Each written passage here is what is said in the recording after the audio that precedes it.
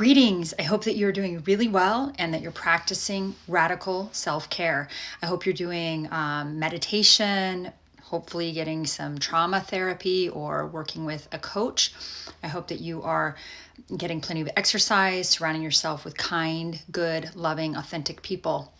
In this video, what I'm going to talk about is some of the signs that you might be experiencing or have experienced narcissistic abuse, and some of the signs of trauma and complex PTSD that you have perhaps during the relationship and also after. So we know about NPD that there's the 3 E's. They have impairment of their empathy, they are entitled, and they are exploitative, right? And with the covert narcissist, this can be very hidden, right? So it's it's hidden abuse, especially with the coverts, where the world doesn't see it. It's only the recipient. And even then, even the person who's being abused, they might not even realize they're being abused, because they might associate abuse with like physical abuse or verbal abuse. And they may not associate abuse with gaslighting. They may not know they're being gaslit, right? Stonewalling, passive aggressive communication, punishing, manipulation, lying, cheating, all these things. Like, they may not know this is happening because it's under the radar. The narcissists are very good at being duplicitous and duping people, right? So especially the really high level covert or sociopathic types. Watch the mini series on Ted Bundy.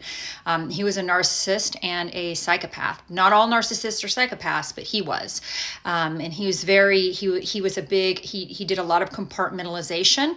He was able to be in a relationship with a woman and her child for like 7 years, and he would have dinner with the woman. He would take, he taught the little girl how to tie her shoelace. He was like a very good boyfriend, and then he would go butcher women. And he kept these things very separate. It was very compartmentalized. So I'm not saying that all narcissists are Ted Bundys. I'm just saying, if you want an idea of how they are able to compartmentalize, I would say take a look at that series.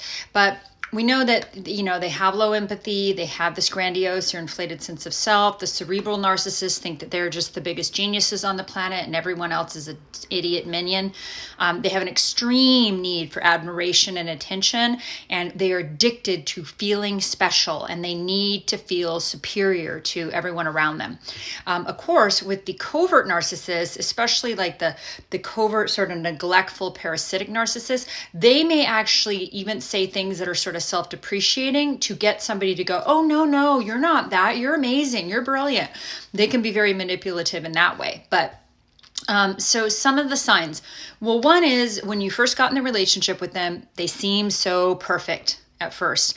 And you might have said to yourself, wow, this feels too good to be true, because it is.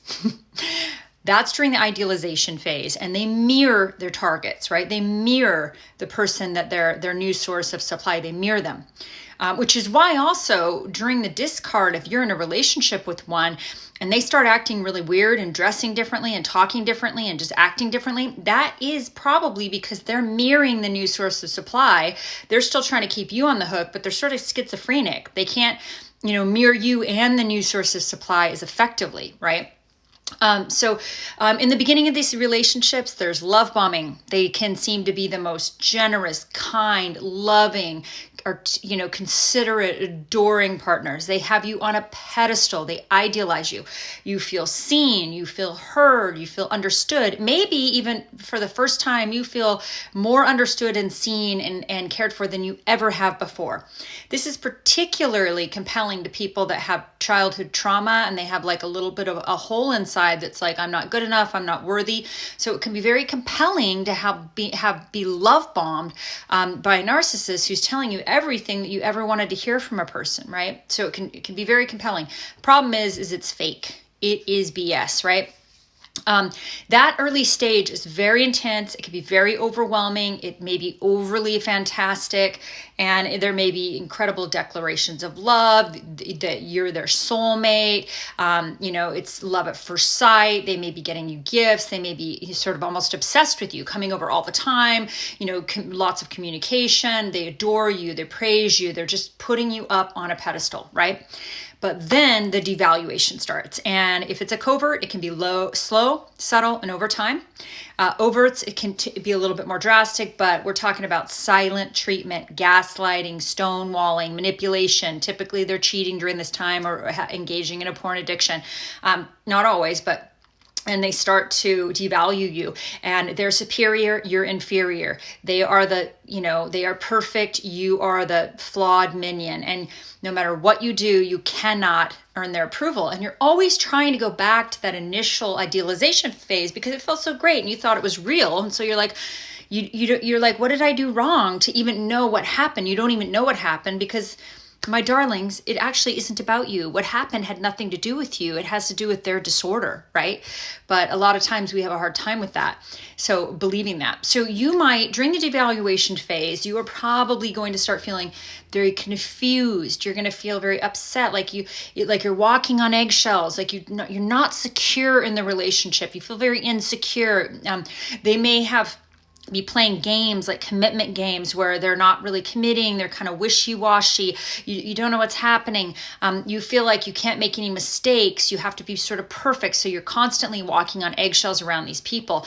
And it may not be because they're overts. Like overts actually are very rageful verbally often. And so you might be walking on eggshells, not knowing what's going to set them off. But with covert, it could be that you're walking on eggshells because you don't want to get the silent treatment or the punishing. And you may not even be consciously aware of this fact, but subconsciously, if you're an empath codependent, if you're very attuned to other people's feelings, you might feel that there's this there's a danger if you sort of assert yourself or try to get your needs met, right? Because remember, when you're asking a narcissist to meet your needs, they take that as a personal insult, which is really weird, but they do. And you could just be like, look, I'm just asking you for my needs to be met. For them, that's an insult and a criticism. Because remember, they're very sensitive to criticism, perceived or real. Remember, it could be perceived criticism, which they perceive a lot of things as criticism. So if you're starting to feel this where you just can't, no matter what you do, you feel like you're not good enough. No matter what you do, you can't please them. No matter what you do, you meet the bar that they've set and then they move it, and then you meet it and then they move it. So it's like the bar's always moving. You can never please these people. You might respond to abuse in different ways. Some people freeze. The freeze response, whether you feel helpless, you might disassociate, you may emotionally distance yourself, you might feel numb, you might feel depressed, you might feel like it's difficult for you to do things that used to be easy for you. You feel like you start losing your motivation. That can happen. And then another thing that you might be experiencing is a problem. You might have trouble making decisions. This pattern of devaluation and criticism can really erode your self-esteem and confidence, especially when it's coming from the person who's supposed to love you more than anyone in the world, right? Where you're being subtly devalued and you feel like, you're the idiot in the relationship. They're superior, you're inferior, you're dumb, they're perfect. And remember, during the idealization, especially with the cerebral narcissist, they may have said you are a genius, you're so smart, you're their intellectual equal, right? Internally, they don't think that because they think all 7.5 billion people on the planet are their intellectual inferiors, right? They think that.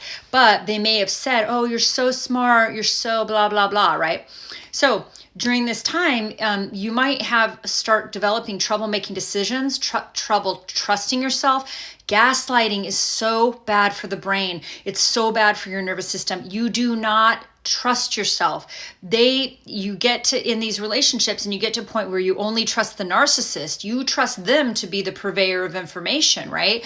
And they are very untrustworthy. But that's what gaslighting does to you. Gaslighting is systematically trying to get another person to question their reality and sanity. That is a horrible thing to do to another person. And if you're like an empath or codependent, you don't even know how to do that. You literally have no idea. It's not in your wheelhouse, right? But narcissists use gaslighting.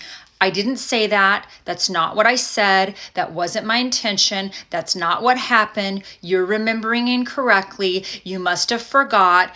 Those are the kind of manipulations. Or sometimes they'll even do weird stuff like this. Like, this is a real example. You lose your wallet. You think you lose it at the grocery store. You tell the narcissist. The narcissist comes with you to the grocery store and searches the whole parking lot in the grocery store to try to find your wallet. Meanwhile, the narcissist had actually taken your wallet to make copies of your credit cards because the narcissist was planning the discard and the divorce and you didn't know it. No idea, right? So you're searching frantically in the parking lot with the narcissist. The next day, you walk out. There's your purse, your little wallet, right on the way to your car, but you're pretty sure and you know it actually wasn't there. So that's a real example of like how crazy they are. Gaslighting. Another gaslighting example was a couple weeks before finding out about the long-term affair with a married lady at work with 3 kids. The narcissist is telling you that you're jealous and insecure and that's the problem in the relationship. That's the only thing they're actually saying is a problem. And you're like, okay, so you take all these classes and you're trying to work on your jealousy and insecurity. And there's a portion in one of the courses where you're supposed to ask your partner to help you, with your jealousy and insecurity problem by listening to this whole podcast for a couple of hours, this portion of the course. The narcissist sits down on the couch, spends 2 hours listening to the course to help you with your jealousy and insecurity problem. Meanwhile, they had just come back from having sex with their new source of supply, their affair partner. True story. That's gaslighting. So with narcissists, you feel like you've always done something wrong, like you can't quite hit the mark, like you don't know what it is that they want and you're confused. And, you might end up apologizing a lot. You're the one who's always apologizing. Most narcissists do not apologize. The only time they do is if they're trying to get you to not leave them. Maybe some will, but sometimes some will just never apologize for anything, because why would they need to apologize? They're perfect, right? It's very hard for their ego to apologize, right? And it's certainly not a sincere apology. You might spend 10 years with someone and never get an apology. That was the true story. So this is some other physical symptoms that you might experience. Appetite changes, upset stomach or nausea. You might start having gastrointestinal distress. You might have IBS. You might start having muscle pains and aches. You might struggle with fatigue, foggy brain, insomnia. Some of the people who are in these relationships start using alcohol, other substances, or behavioral addictions to try to cope with the abuse that they're enduring, and usually they don't even know they're enduring. Narcissistic abuse can sometimes be quite unpredictable. Remember, there's this abuse cycle of it's called intermittent reinforcement or operant conditioning, and it is love bombing, which could be in the form of ski trips, climbing trips, right? Love bombing, and then devaluation, right? Or abuse. So love bombing, abuse, and you never know what you're going to get. And sometimes the abuse is in the form of stonewalling, silent treatment, insincere communication, ignoring you, not giving you any validation, withholding sex, money, intimacy, information, controlling finances, controlling time, controlling things, right? So, love bombing and then devaluation, love bombing and abuse. You never know what you're going to get. The narcissist will breadcrumb you. They will manage you down to where they're giving tiny little bits, crumbs, and you're doing more and more and more to get less and less and less. That is a very efficient strategy if you think about it. Narcissists are kind of genius in that way. But you don't even know what's happening. All you know is you're working your ass off to try to make this relationship work. Well, the narcissist is basically doing nothing. They're breadcrumbing. So they get you so accustomed to abuse that you will accept almost anything from them, which is very, very difficult. You might find yourself having trouble setting boundaries. These people do have little respect for boundaries. They're going to challenge them. They're going to ignore them. They're going to agree to your face and then manipulate and not respect them behind your back. They're going to give you the silent treatment. They're going to stonewall. Eventually, you might just give up on even trying to have boundaries. These people have no respect for boundaries. Anxiety and depression. This is very common as a result of narcissistic abuse. Feeling restless, nervous, worry, fear, sometimes paranoia or terror. You might feel hopeless, worthless. You lose interest in all the things that you used to love. You might have a lot of confusion and foggy brain, like you just can't make sense of things.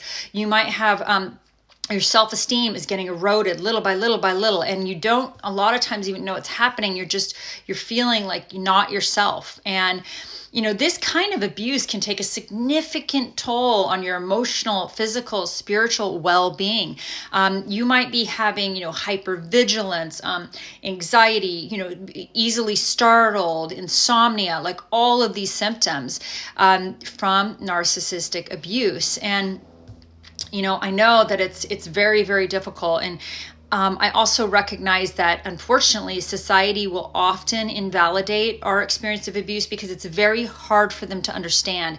If you have not personally experienced this type of abuse, it can be very difficult for you to wrap your head around it, or for you to even realize that you're being abused, especially if you associate abuse with physical and verbal abuse, but you are with somebody who's giving you strictly, mostly like psychological and emotional abuse, somebody who's gaslighting you, somebody who is manipulating you, somebody who's cheating on you, somebody who's lying to your face, somebody who is stonewalling, somebody who is giving you the silent treatment, intermittent reinforcement, radio silence. When everyone else is giving you compliments for some achievement that you made, they give you radio silence, right? Could be withholding of sex, emotional intimacy, positive reinforcement or validation.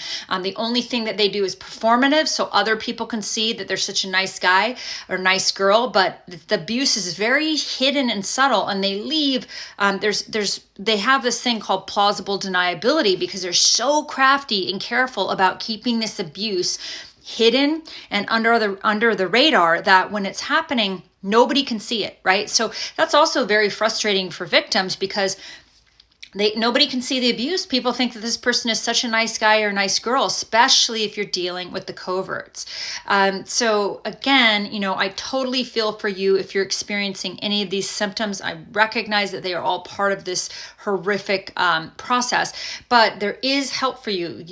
Definitely, I think trauma therapy, and get a narcissistic abuse coach. If you're interested in private coaching with me, please go to www.coachcat.org, or get a narcissistic abuse coach. Start reading the material, start getting some healing.